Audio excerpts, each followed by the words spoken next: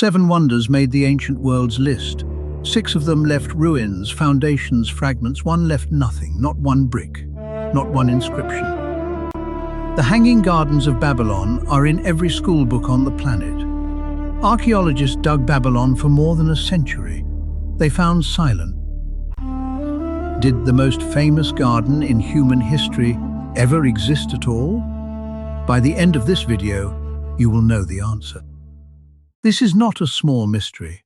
The other 6 wonders are documented. The Great Pyramid still stands, 4,500 years old. The Temple of Artemis left a marsh full of column fragments. The Colossus of Rhodes left ancient eyewitness measurements. The gardens left 0. And yet the story is precise. A queen, a mountain of trees in the desert, names, dates, engineering details. Here's where it gets strange. The people of Babylon, who wrote down everything from beer rations to lawsuits, never mentioned it once.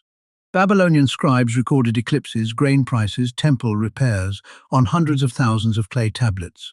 Their greatest wonder, not a single word. So either an entire civilization forgot its own masterpiece, or everyone has been looking in the wrong place. Both answers change history. Start with the story you know. Around 600 BC, Nebuchadnezzar II rules Babylon, the largest city on earth. His empire stretches from the Persian Gulf to the Mediterranean. Babylon's walls are so wide, chariots supposedly race along the top. The king marries Amytis, a princess from Media, the green, mountainous land in today's Iran. Babylon is flat, hot, and brown. The legend says she was homesick, so Nebuchadnezzar built her a mountain. Stone terraces stacked toward the sky, covered in forest. Greek writers give us numbers. Diodorus says each side ran about 400 feet, with the top terrace 75 feet high. The walls were 22 feet thick. Deep soil on the roofs held full-grown trees. From a distance, it looked like a green hillside. One writer, Strabo, adds the critical machine, screws lifting water from the Euphrates River to the very top, day and night. Think about that. Watering a rooftop forest in a desert takes tons of water every single day, raised 80 feet straight up. That's the version repeated for 2,000 years. Here's the problem. None of these authors ever saw the gardens themselves. Berosus, the earliest source, wrote around 290 BC, 3 centuries after Nebuchadnezzar died. The Greeks wrote even later. Every account is second-hand, copied and embellished, like a rumor passed down 15 generations, and one silence screams louder than the rest.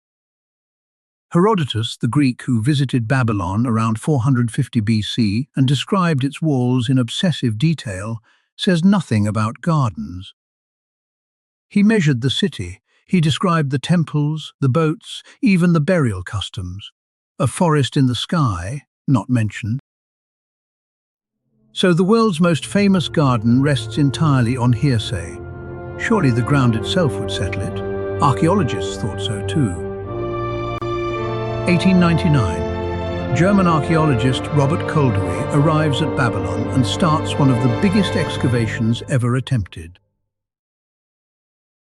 For 18 years, up to 250 workers dig every single day, hauling out mud brick by the ton. They uncover the Ishtar Gate glazed in brilliant blue, processional streets, palace walls, the bones of a real superpower. For a palisade, 14 vaulted rooms, massive stone foundationed shafts. He announces the discovery of the Hanging Gardens basement. The shaft, he says, housed the water lifting machine. Case closed. Later scholars checked his vaulted rooms and found clay tablets inside, administrative records listing oil and barley rations. Koldewey's garden basement was almost certainly a storehouse, a warehouse.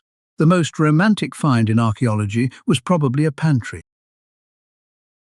Worse, the rooms sit far from the river, meaning water for a rooftop forest would cross the entire palace complex first.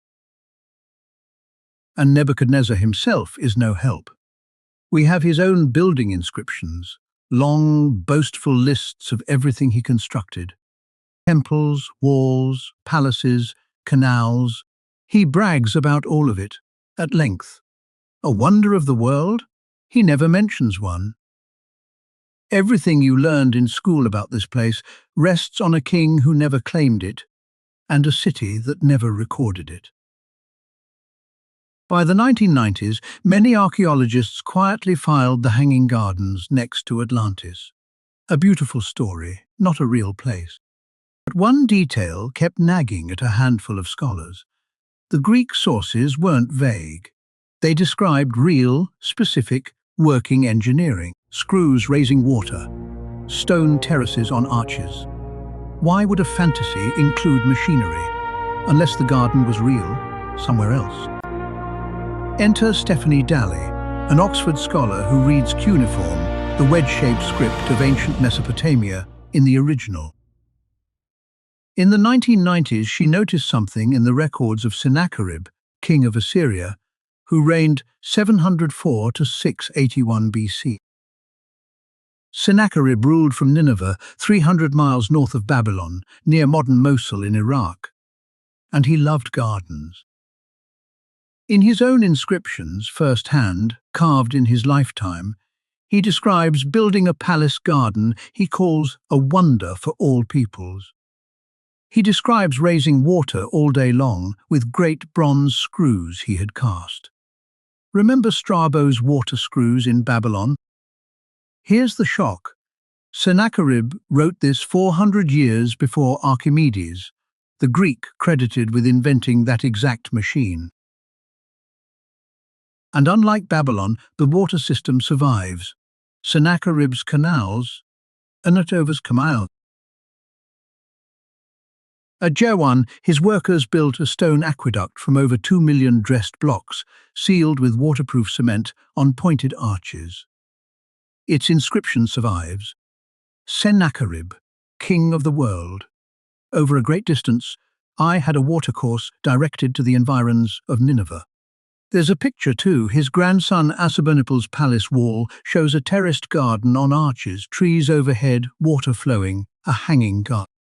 That carved panel sits in the British Museum right now. It is the closest thing to a photograph of a world wonder.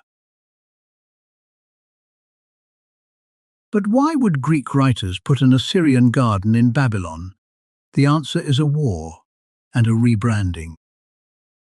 In 689 BC, Sennacherib destroyed rebellious Babylon. Afterward, Assyrian kings called Nineveh a new Babylon, even renaming city gates after it. Centuries later, to Greek ears, Babylon had become a brand name for all of Mesopotamia. The label moved, the garden didn't. So here is the resolution. The Hanging Gardens of Babylon almost certainly existed, but not in Babylon, and not under Nebuchadnezzar. The evidence points to Nineveh, built by Sennacherib around 700 BC, watered by bronze screws and 30 miles of canal. Wrong city, wrong king, wrong century. Textbooks compressed a real Assyrian marvel into a Babylonian legend and taught it for generations. But there's one final twist. The best visual proof, a palace carving of Sennacherib's own garden, was found in the 1850s. A Victorian artist sketched the slab. Then the original stone vanished, lost in transit or left behind. Only the drawing survives. And the garden site itself lies under Mosul's ancient mound, scarred by war and looting. Full excavation may never be possible. One mystery solved leaves another burning. In the desert of Turkmenistan, there's a crater of fire that was supposed to burn for 2 weeks. It has been burning since 1971, and the government officially wants it out, but nobody can extinguish it. That story is next. Subscribe, because we track down the world's wonders one by one, and the next one has been on fire for over 50 years.